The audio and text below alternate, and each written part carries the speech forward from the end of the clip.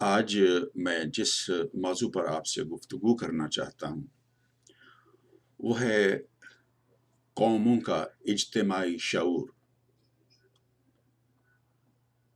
یہ کیسے بنتا ہے؟ کیا اس کا تعلق فرد کے شعور سے ہے؟ اور اگر قومی شعور نہیں ہے تو اس کے نقصانات کیا ہیں؟ اور اگر اجتماعی قومی شعور ہے تو اس کے فوائد کیا ہیں؟ تو جناب گفتگو کا آغاز کرتے ہیں اس بات سے کہ ہر معاشرے، ہر قوم، ہر طبقہ فکر کا شعور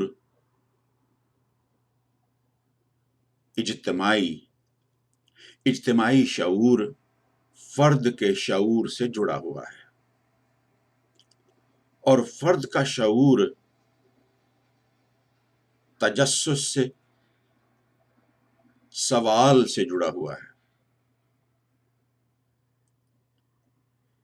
اور جن معاشروں میں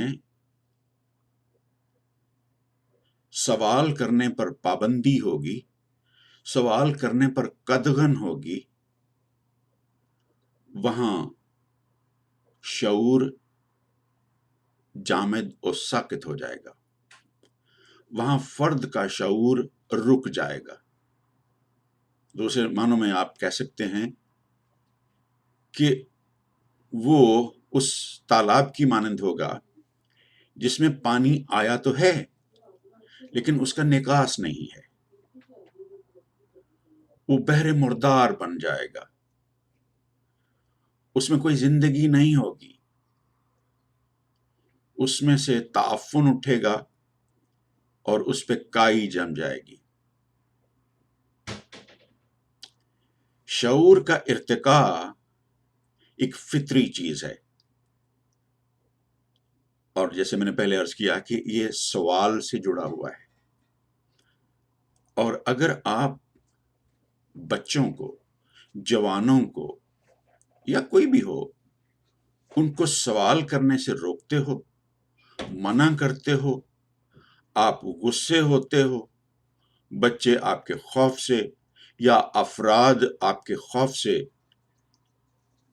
سوال اپنے دل میں رکھتے ہیں، خاموش ہو جاتے ہیں، ان کو اس کا جواب نہیں ملتا، تو پھر پوری کی پوری سوسائٹی بغیر جواب کے ہو جاتی ہے. جس سوسائٹی میں سوالوں کا جواب نہ ملے وہ بحر مردار کی مانند ہے، اس کا شعور رک جاتا ہے. جب فرد کا شعور رکتا ہے تو قوموں کا شعور رک جاتا ہے،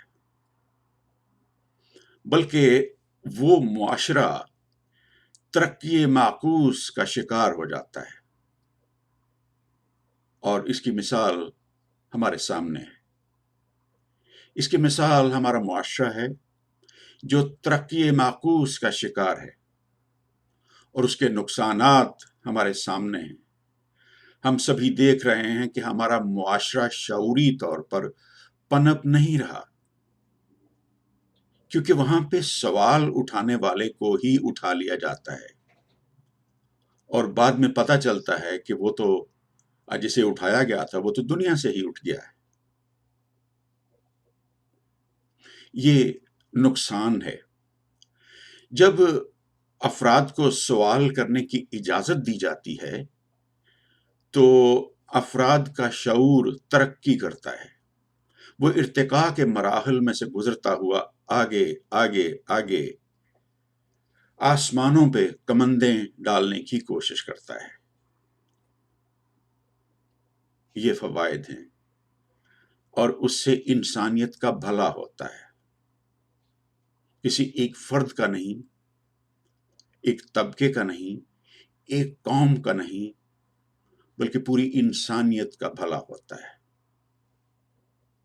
اور پھر جن قوموں کا اجتماعی شعور پنپ چکا ہوتا ہے، ڈیولپ ہو چکا ہوتا ہے، تو ان کا ایک بیانیہ بھی بن جاتا ہے۔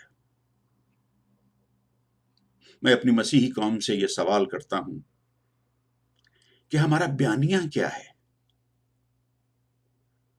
ہمارا ایک اجتماعی شعور بن کے اس کے نتیجے میں بیانیہ کیا ہے ہمارا؟ یا دوسرے لفظوں میں مجھے یہ کہنے دیجئے کہ ہماری منزل کیا ہے؟ کیا ہم منزل کا تعین کر چکے ہیں؟ میں اکثریت سے بھی یہی سوال کرتا ہوں کہ کیا پاکستانی قوم من حیث القوم، اس میں کسی طبقے، کسی فرقے، کسی مذہب کی میں بات نہیں کر رہا، من حیث القوم پاکستان کا بیانیہ کیا ہے؟ پاکستان کی منزل کیا ہے؟ کہاں پہنچنا ہے؟ مجھے ادراک ہے اس بات کا کہ خیالات کی رنگا رنگی خدا کی طرف سے ہے، ڈائیورسٹی آف تھاٹ خدا کی طرف سے ہے۔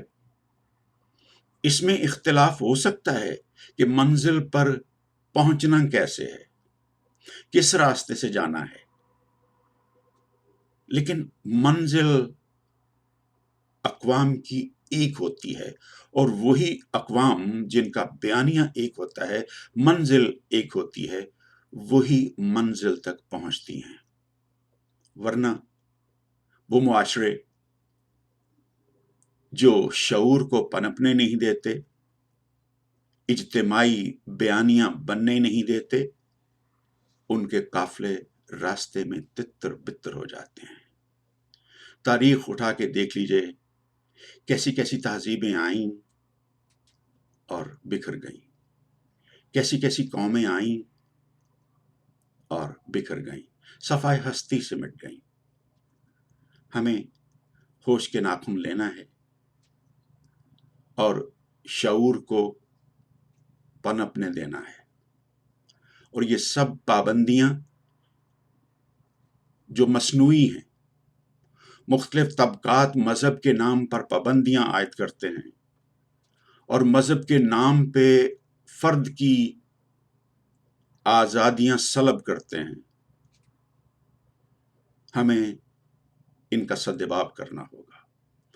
اگر منزل پر پہنچنا ہے تو ایک اجتماعی بیانیہ بنانے کی ضرورت ہے، وہ بنانا ہوگا، شعور کو پنپنے دینا ہوگا، ورنہ ہم اسی طرح راستوں میں بھٹکتے رہیں گے اور ہمیں منزل نہیں مل سکے گی۔